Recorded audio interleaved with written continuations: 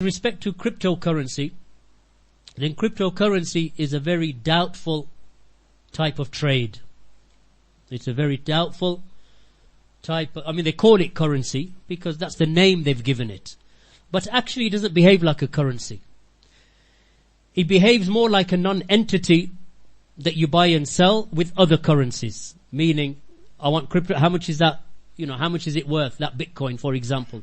And they'll say, well, one Bitcoin is worth, $6,000. Okay, I'll buy 2 of them. So what you're doing in essence is that, they've created this blockchain technology which actually gives you sole access to a particular type of Bitcoin or whatever title they use it. They call it generally the cryptocurrency.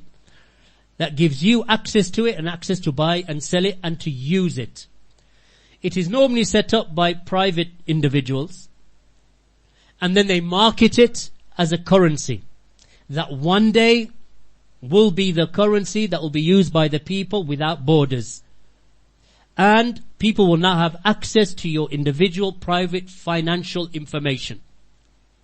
So cryptocurrency, they want it to be the future, so it doesn't have any boundaries, it doesn't have any restrictions, it doesn't have any government or any banks controlling it. And these are actual individuals that set up this thing and then they market it as a currency. But the currency is not actually a currency that is accepted, in the mainstream financial markets, meaning that you can't go to the shop and say, right, I've got some cryptocurrency, sell me a loaf of bread. Or I want to buy a washing machine from Friends Appliances or from one of the other appliance companies in Pakistan or even in the UK. You can't use it. Why? Because it is not a norm. It is not a widespread form of currency that is accepted by the people. And there is inherent dangers in it also.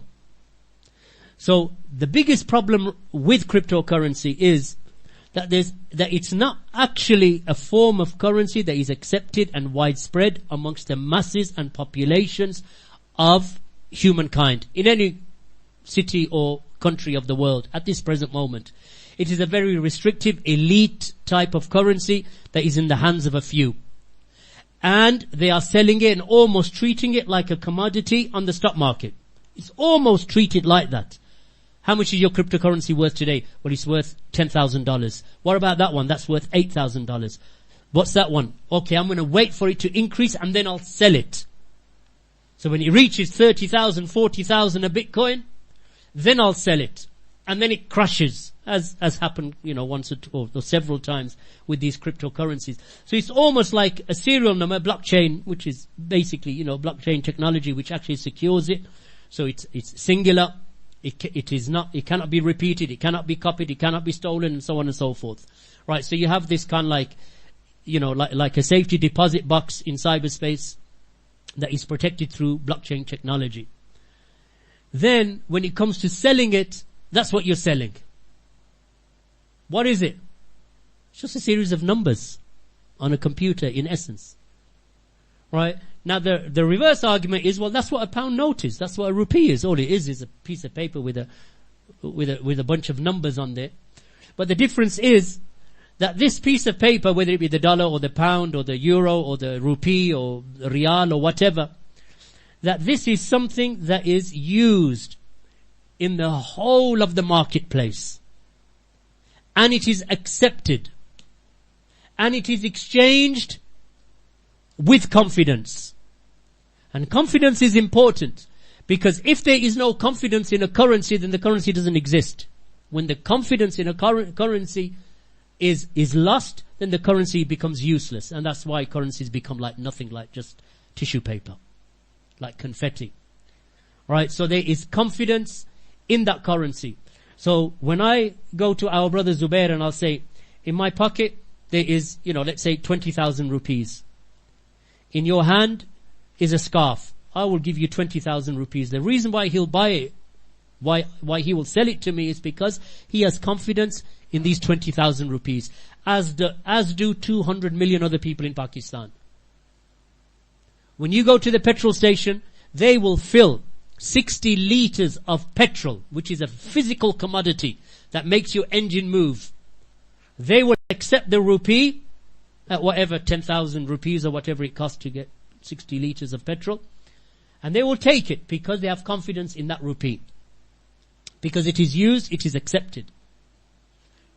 Now, the cryptocurrency at the moment, I'm not saying that this is always going to be the case, because it may reach that level. But it hasn't. Why? Because it is private individuals who have created this, and they're marketing it on the internet, and they are spreading it amongst the people. And they are saying, this is the future, this is the future, this is the future. But at the moment, it is not backed up by any authority. There's no authority that is backing it up. Right? And they say, well, it doesn't need to be backed up because it's in, it's out there, it's blockchain technology, it is permanent, it is, you cannot imitate it, you can't copy it, and so on and so forth. But it is not widespread. Secondly, it is basically just a series of numbers that you've placed a value upon, or that people who are buying and selling it between themselves that have placed a value upon. You cannot go to the marketplace and buy except one or two items that other people who accept and deal in cryptocurrency do between themselves. So let's say there's a community of, let's say, 100,000 or 200,000 or 300,000 or maybe even a few million people who are willing to deal in cryptocurrency. They'll sell their house to you if you give them cryptocurrency. Possible, and it has happened. That still is not sufficient to make it a currency that is accepted amongst all of the people. So what's the best solution in this regard right now? Withhold from it. Why? Because it is a doubtful matter.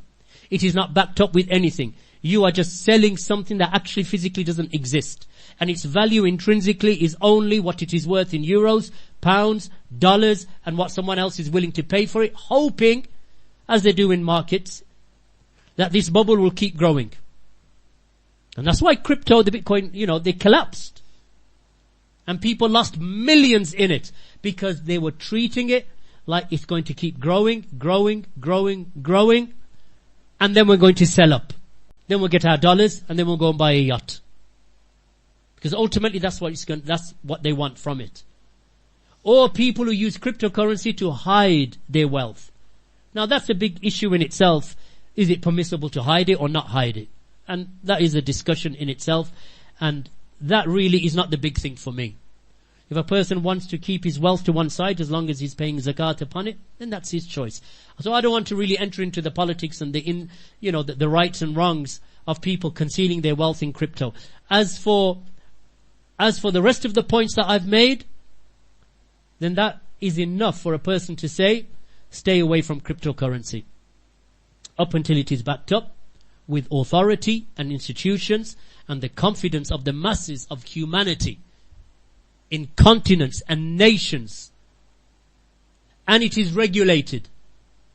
So that if some dhulm is done, you can go to an authority. Up until that is in place, cryptocurrency is just really like one of those schemes where you're buying nothing and hoping that this nothing will grow, and then you'll sell that nothing, it's just a series of, numbers. Barakallahu feekum.